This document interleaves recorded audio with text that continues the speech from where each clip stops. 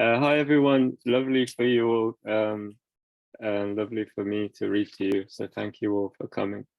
And I'm just gonna read. Before I do, I have a surprise guest. I phoned Taylor Swift. She said she'd come, but she's hanging out with a guy called Matthew. So instead of Taylor, I brought along my mum, and my mum's going to read the third poem. So you can look forward to more of Sally Baylis wearing green in the team colors. Let's get started, no more waffle. This first poem is dedicated to all of my ex-girlfriends, especially the ones who are here tonight. And it's called God, I Miss You, Jenny X. God, I miss you, Jenny X. Your pillowcase soft with self-consciousness. Alphabet light illuminating motes of dust on your window. God, I miss you, Jenny X. The hippie tattooing the swastika to your thigh. The leather almonds melting in space. Where will you go, Jenny? What will you do? Once you were a holy poet, now you are a hat stand. Once you peed on pelicans, pen dipped in the Pacific.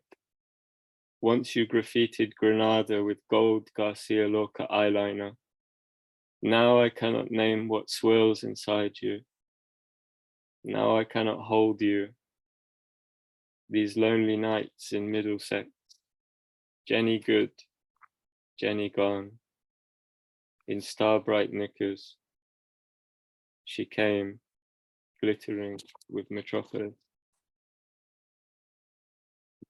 The next poem is also sad. So this one is for my father. My father died in January, and it's been kind of a hard time coming to terms with that. So I want to dedicate that to him.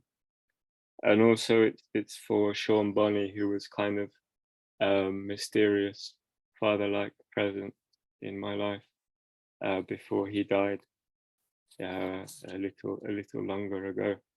So this is Dystopia for my dad and for Sean Bonney. Dystopia. The eagle with gold bars melting in her mind. Lava over the opal mines. Ashes in a bucket of ice cream. The silkworm eating herself tail to mouth. At the center of a roundabout is hope. Philosophers gridlocked in Philadelphia. Eagles dropping bars of gold over opal mines. Between you and me, Sean Bonney, I've had enough of this shit. Nothing, everyone, nobody. The city is killing me. The city hates my poetry. The city is a fucking nightmare. Sean Bonney, do not fear. We will bury the dystopia in unreadable film scripts buried under the pyramids. Empty space expanding into empty space. Your heart beating at the center of the earth. Bluebells growing blue in the belly of blue whales. Black banners in riots for peace. RE capitalism. Fuck you. Golden snow dropping gently over the opal mines. The sun is one of 7 stars. Rays of light polish our nightmares. Write to me when the war is over. Write to me when we have won. And now I'm going to introduce my special guest for some light relief. I'm handing over to my mother. Here she is. Hello, glad to be with you and very privileged to be asked to read a poem. It's just a short one. Pink champagne at the Pony Club. The second step was a rose blossoming under impure light. paper tablecloth, image of drowned bee, a galaxy born in the hollow of a spoon. The nun I loved a number of nuns, told me the Bible was a prose poem for the moon. I wept ribbons onto her jaguar. On the racecourse I drank pink champagne at the Pony Club. Jesuits ripped the radio up. A girl gave me a daisy chain that went on forever.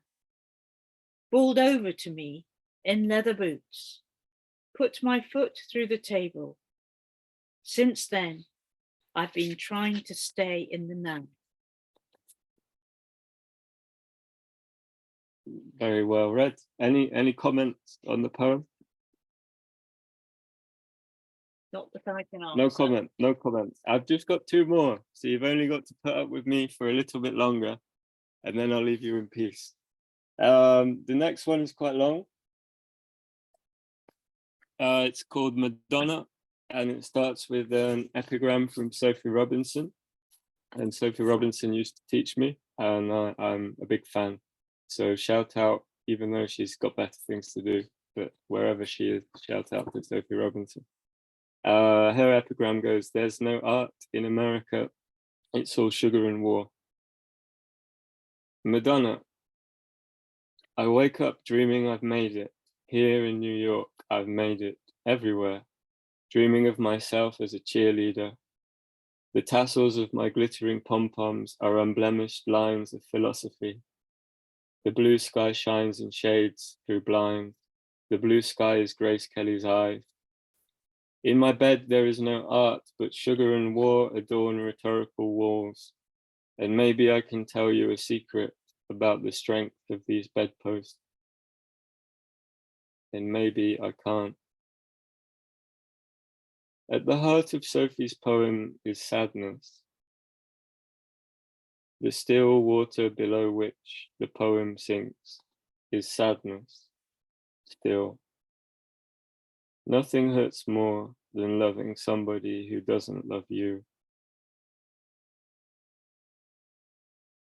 One film ends and another film begins, but it is the same film, wrapped up in the rhetorical walls we walk through. I notice a picture of a poet eating breakfast in Berlin, the summer before he died. I think of their curious friendship, the music of his voice burning holes in the ceiling, the music of her voice burning holes in the ceiling. I think of sunny days kayaking down the Hudson, into the arms of another New York, to the one you knew, where partisans are gathering butterflies under the meadows of the highway, beneath the beautiful lights of the Lower East Side.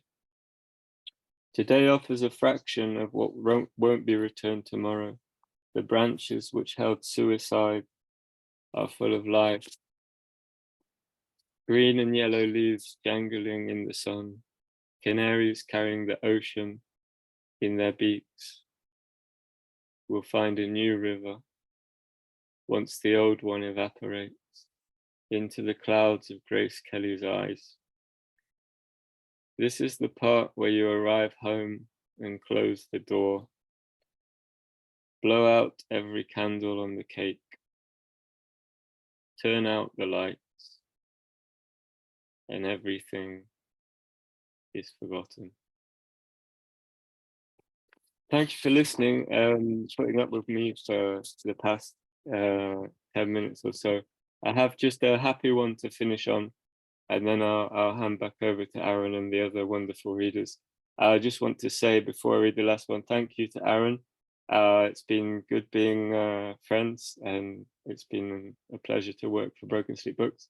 And also, I'm really excited to hear the next 4 readers.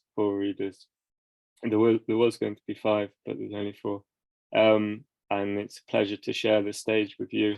I'm quite excited to hear all of you, which is why I asked to read first, so I don't have to be fucking nervous for the whole show and not enjoy the other poets. So this last one is called Charlie Wave. My name's Charlie, you didn't. Anyway, Charlie Wave. Anti the letters that comprise the opening line.